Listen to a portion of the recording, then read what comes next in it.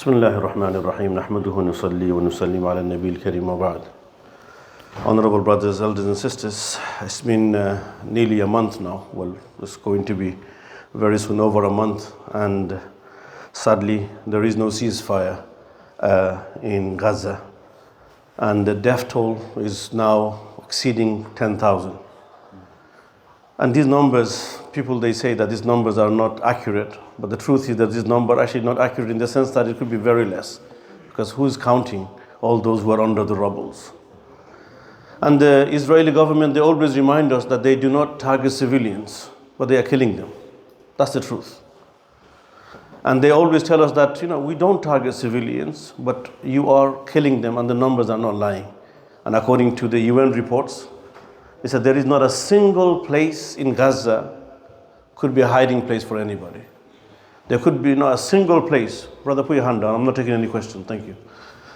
There's not a single place in Gaza that could be a place for anyone to take shelter. This is the report from the UN. And like I said to you, about approximately 4,000 of those who are killed are children. And the 10,000, the numbers that we're getting, these are actually civilians. So who are you trying to kid? Who are you trying to tell? Your true colors has been exposed to the whole world. When you say that you are not targeting civilians, well, people are now asking the question, but you are killing them, and the numbers don't lie. So I think there's a lot of things that we could learn from this war. There's a lot of things that we Muslims could learn. I'm not going to be very political here because I'm not a politician. But as a Muslim who practice, who believe in Allah, who worship Allah subhanahu wa ta'ala, I would like to remind myself and you few things. Number one is that the war is going on. We are all watching. We are fully aware of it. Has it made a change in us? Am I a better person than that I was before? Am I taking my religion very seriously? That's very important to me. Am I the same person who completely misses every single day Salatul Fajr, not even aware of Salatul Fajr? Or is it now I'm going to start taking my religion very seriously, because at the end of the day, it is my connection with Allah subhanahu wa ta'ala that matters the most. I will be questioned about that. Or am I the same person? Just like whatever, it's like turning on to the TV and as you could see people are dying and it just becomes the norm. Or is it really still hurting me? These are the questions that we need to ask. Am I a better person than I was before? Is this making me getting more closer to Allah subhanahu wa ta'ala? Because I really know now, who are the enemies and who are not. If I didn't know before, now it's very, very clear to me. And I truly know now that who will help the cause of the Palestinians' plight, and who's going to help the cause of Al-Aqsa, who's going to help the Palestine and the Palestinians, who are with the oppressed. I know. If I didn't know before, it's very clear to me now. So what is it that I'm going to do? And you know something? Some people, they're like this. When the ceasefire happens, the dua stops. It happened before. There are some people like this. When the ceasefire happened and that's it, the dua stop, thinking about Palestine stop, thinking about the occupation stops.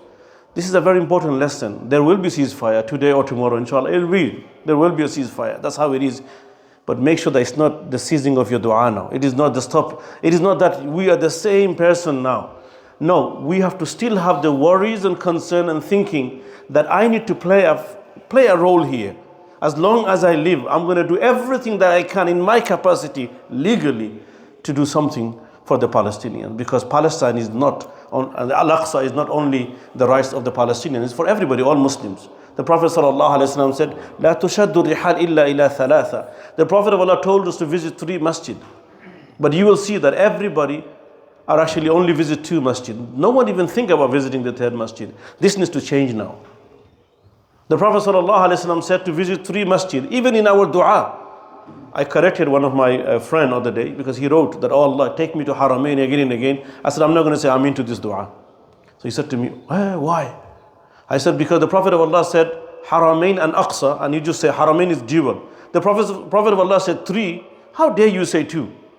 And said, oh, inna lillah, I never thought like that. I said, this is the problem. We imams don't even get this right as well.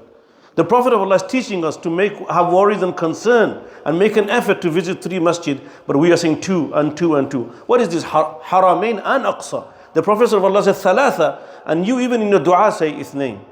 How is that even fair? So yes, there will be a ceasefire inshallah ta'ala, but make sure that the worries and concern and thinking about Aqsa, that never changes. Even in our khutbahs as well, when we do khutbahs, remember there are times where du'as are accepted, like after salah for example, and at the time of tahajjud. Whenever you pray for yourself, pray for the people of Palestine as well. Second thing I would like to say is that, the companions of Rasulullah sallallahu alaihi wasallam, they were told in Uhud that the Prophet of Allah was killed. Wal-'iyadhu billah. It was a false news.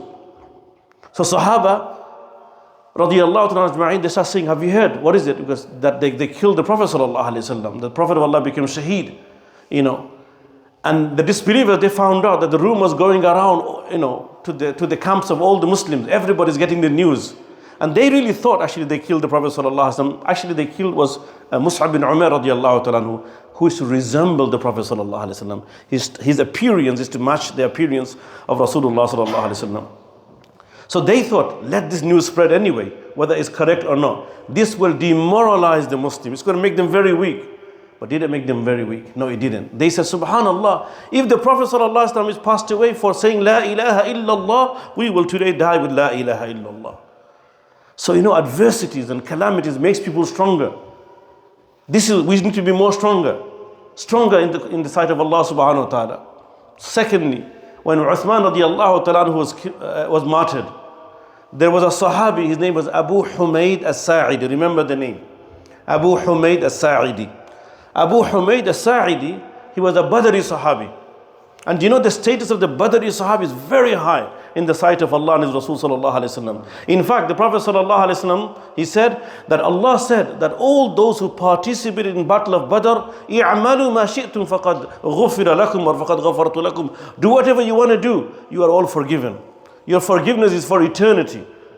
This is how Allah subhanahu wa ta'ala, gave the virtues and mentioned, this is how the Prophet of Allah mentioned the virtues of those who participated in Badr. So this Sahabi is a Sahabi who is very close to Allah and His Rasul, Abu Humayd as-Sa'idi radiyallahu ta'ala anhu. But when he found out Uthman was assassinated, he raised his hand to Allah. He said, oh Allah, I saw a horrible day today. I never want to see a horrible day like this. But oh Allah, I'm going to make myself even better. Allahu Akbar. A Sahabi who is already chosen by Allah, already loved by Allah and His Rasul. But he said that, oh Allah, you will see a different Abu Humayd from today. I've saw something really, this adversity, this calamity was going to make me a better person now. He's already a better person, but he said, Allah, I'm going to be very, very serious about my religion from now on. He's already very serious. But it's a reminder to all of us. And do you know what he said? It's not something that we need to practice anyway, but this is what he said. He said, Allahumma inna laka alayya alla adhaka hatta alqaq. I do a qasam, oh Allah, as from today, I will never smile until I meet you. Wow. You don't have to do this. But I'm just telling how the companions, they were thinking like that. They saw something they didn't like.